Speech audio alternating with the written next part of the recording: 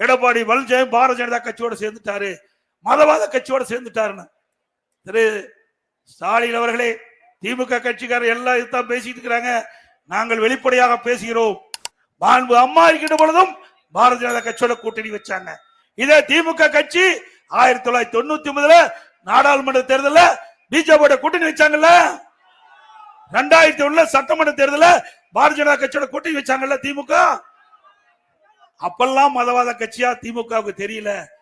மக்களை ஏமாற்றி, சிறுபான்மை மக்களை ஏமாற்றி வாக்குகளை பெறுவதற்காக இப்ப இப்படிப்பட்ட அவதூறான கருத்தை பரப்பி வருகிறார்கள். அண்ணா திமுகவை பொறுத்த வரைக்கும் கொள்கை வேற, கூட்டணி வேற. கொள்கை வேறு, கூட்டணி வேறு.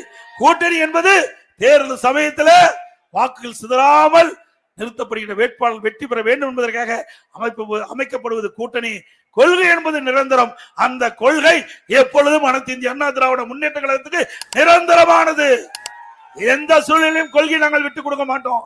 அது தலைவர் காலத்திலும் சரி, அம்மா காலத்திலும் சரி, அந்த இருவரும் தலைவர்கள் வழியிலே இன்றைய தினம் அனைத்து இந்திய அண்ணா திராவிட முன்னேற்ற கழகம் செயல்பட்டு வருகிறது.